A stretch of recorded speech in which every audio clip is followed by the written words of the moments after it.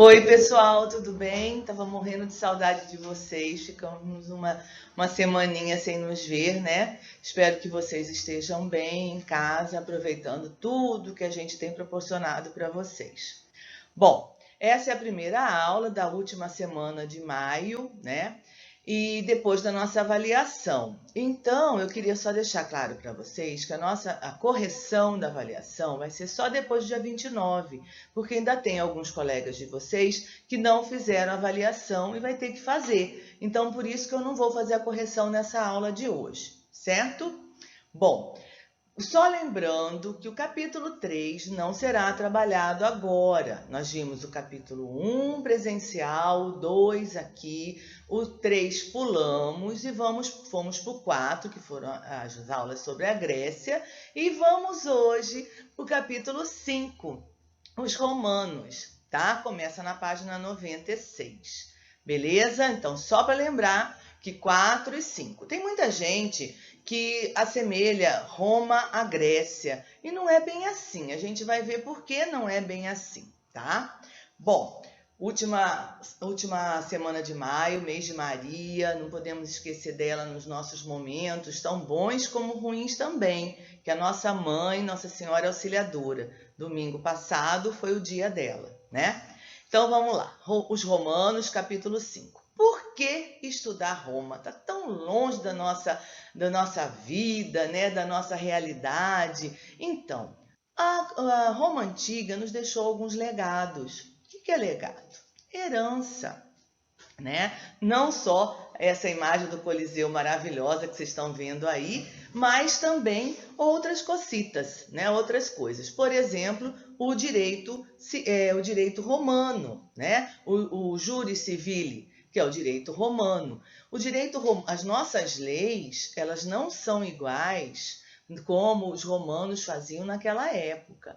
Mas as nossas leis, elas pegaram uma ponte do direito romano, né? Então, isso é um legado. O outro legado, a outra herança deixada por esse povo antigo, o idioma latino, porque eles falavam latim, né? E todas as pessoas que não falavam latim eram considerados diferentes, né? Considerados bárbaros, que isso é um outro assunto. Não vamos misturar agora. Então, direito romano, idioma latino, né? O conceito de república, né? Essa palavra república nasceu lá em Roma antiga, né? República é uma palavra latina, né? Derivada do latim, que significa coisa pública, coisa do povo. Então, direito romano, idioma latino e a palavra república, e a gente vai ver que a forma república que eles viviam lá não é bem igual como o sentido da palavra mesmo. E o último, cristianismo, né? Que a gente já estudou em ensino religioso. O cristianismo não nasceu em Roma, mas graças a Roma o cristianismo se expandiu, tá? Isso é uma foto do Coliseu, que existe muito visitado por todo o mundo, no mundo inteiro, certo? Então vamos lá. Bom, a civilização romana, ela se localizou na parte continental da Península Itálica. Se vocês olharem no livro de vocês com bastante detalhes, vocês vão ver que a Península Itálica ela tem uma figura de uma bota de cano alto e salto alto. Não é muito a minha vibe, porque eu não gosto muito de salto alto para bota. Eu gosto mais de salto baixo. Então, é uma bota chutando uma ilha que se chama Sicília com S, tá?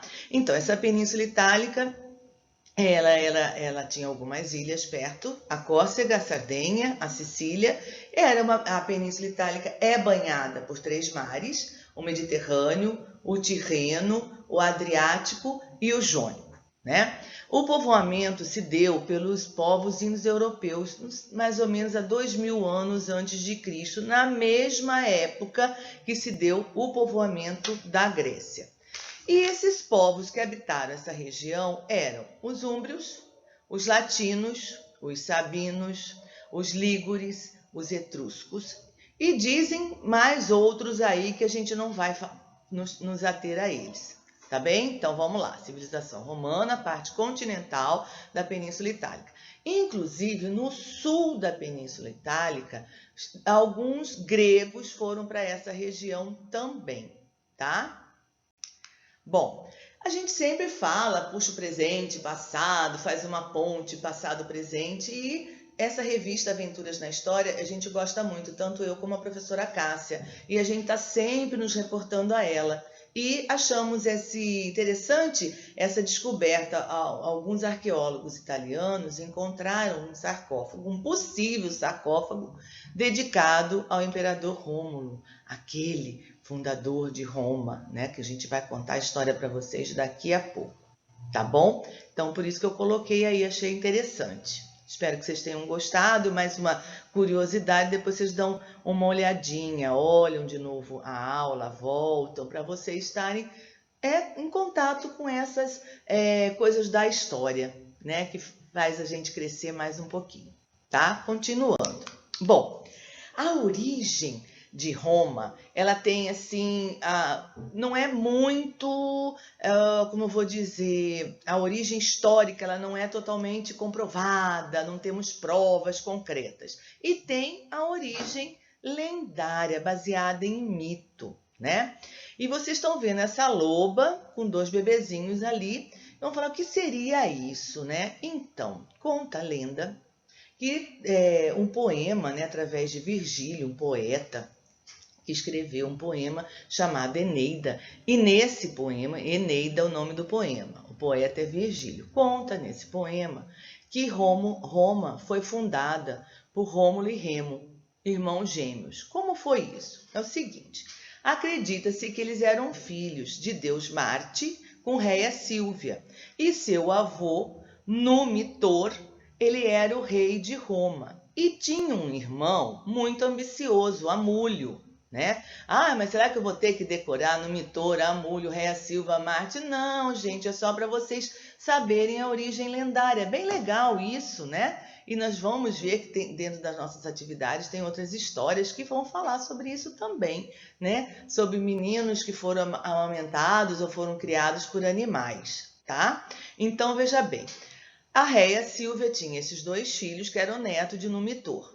O Amúlio, irmão de Numitor, com medo de perder o trono, ambicioso, pegou um cesto de vime, colocou esses 2 bebês dentro do cesto e jogou pelo rio Tibre, que era o rio que banhava a cidade-estado de Roma naquela época, tá? Bom, acredita-se que esse cesto encalhou numa árvore, alguma coisa, e os meninos foram amamentados por uma loba, Capitolina, o nome dela. Inclusive, está em todos os museus lá em Roma, bem legal, quando vocês forem lá, vocês vão ver. E depois, eles foram criados por um casal de pastores. Cresceram, ficaram sabendo que eram possíveis fundadores de Roma, netos de Numitor, foram e destituíram o tio Amúlio, o tio-avô Amúlio, né? O tio-avô, quer dizer, desculpa, o tio-avô Amúlio do trono e fundaram Roma. Rômulo, também ambicioso, não sabemos por que motivo, assassinou seu irmão Remo e fundou Roma. Por isso, Rômulo. Agora, nós não sabemos, né? Se Roma foi criada por Rômulo ou se Rômulo foi criado por Roma, porque é lenda, é mito, é mitológico, né? Então, isso foi a origem lendária de Roma. E a origem histórica é o que a gente vai falar agora. A fundação de Roma, segundo os historiadores, Roma se originou de algumas aldeias, aldeias de pastores que viviam da criação de ovelha, né, que se uniram para proteger de invasão de outros povos. A união se deu na planície do Lácio, mas também Latium, por isso origem do termo latim.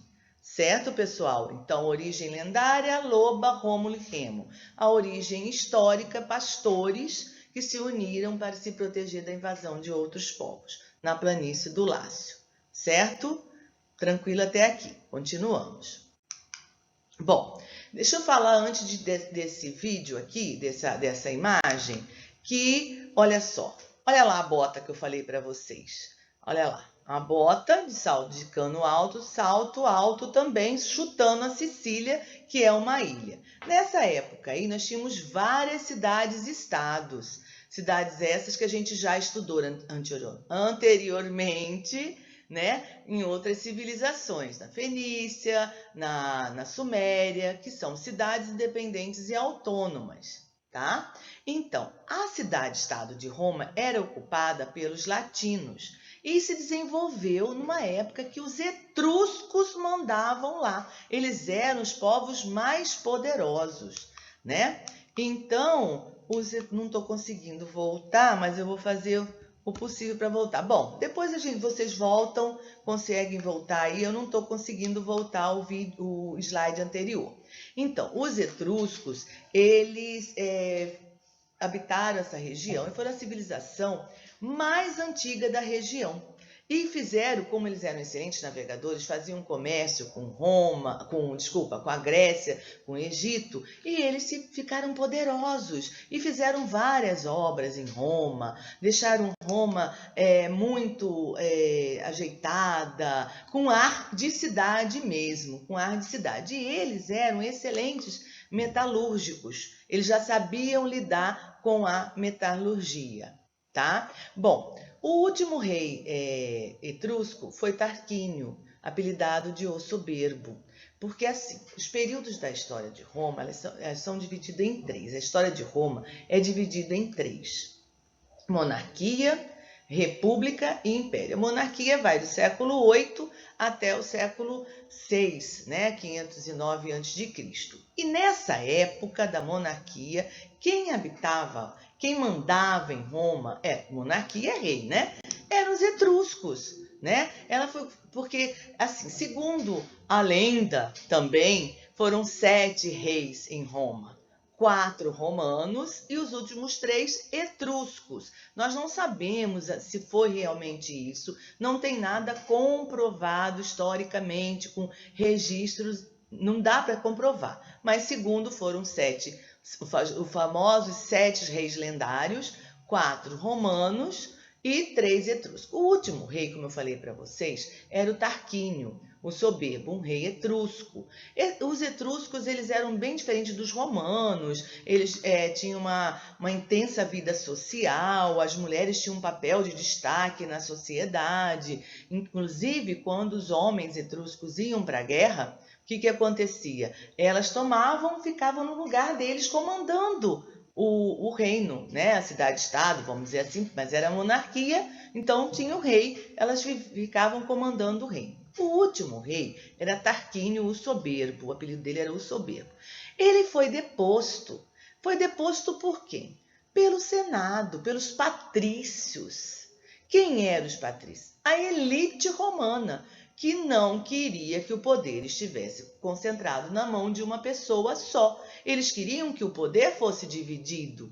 Então destituíram Tarquínio Soberbo. Tá? No lugar desse Tarquínio Soberbo, no lugar desse rei, ficaram 2 magistrados.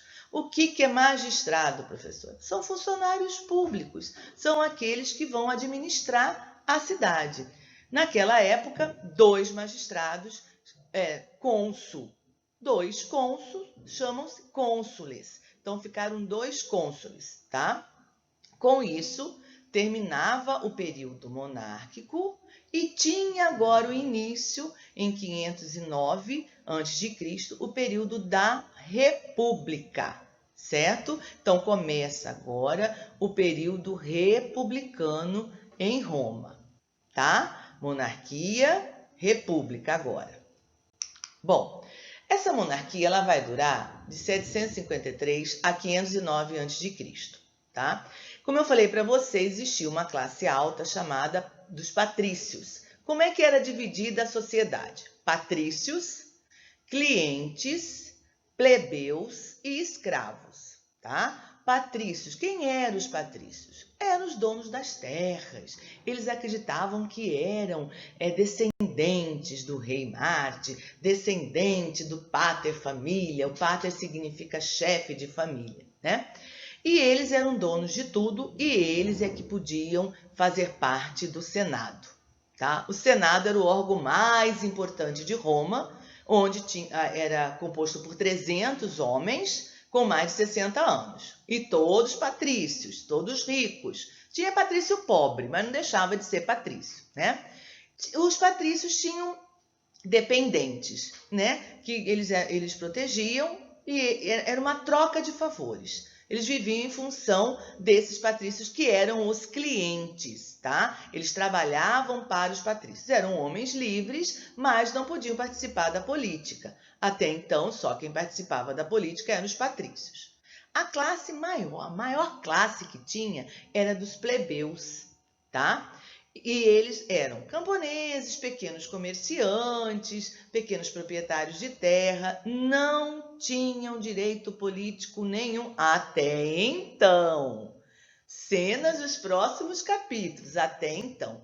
E, por último, eram os escravos, prisioneiros de guerra ou por dívidas, né? Eles gostavam de escravo grego porque ia trabalhar com eles como pedagogos para ensinar as crianças, como professores, tá? Então, patrícios, clientes, plebeus e escravos. Essa estrutura social vai perdurar até o Império, que é o último período de Roma.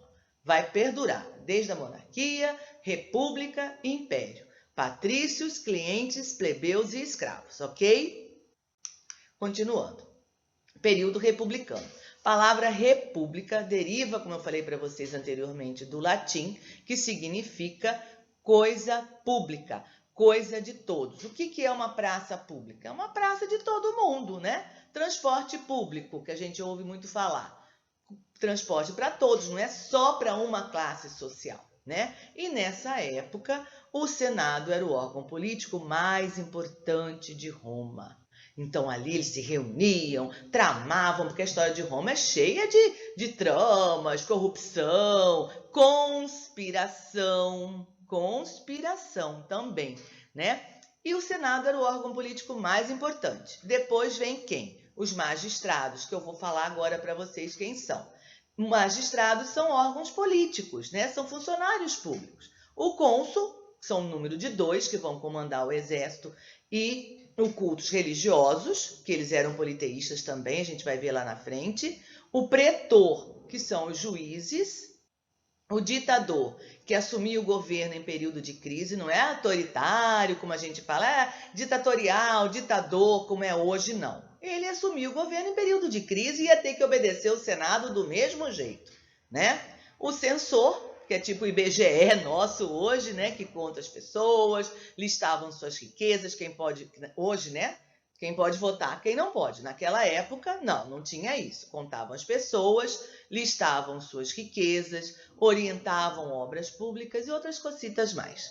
E questor, que era o último que fiscalizava o tesouro público, o dinheiro. Então, no período republicano, a gente viu a sociedade, como é que estava dividida, já sabemos que o Senado é o órgão mais importante, e os cargos magistrados, tá? A aula de Roma, gente, vai ser dividida em várias etapas, para a gente poder entender bem legal. E cenas dos próximos capítulos, né? Nós vamos ficar com essa imagem maravilhosa do Coliseu de Roma, que eu ainda não tive a oportunidade de ir, e nós vamos fazer a atividade da página 99, história, né? Tem história, página 103, o número 1, conhecimento em ação, tudo no caderninho de história. Um beijo grande para vocês, até a próxima. Estou morrendo de saudades. Um beijo.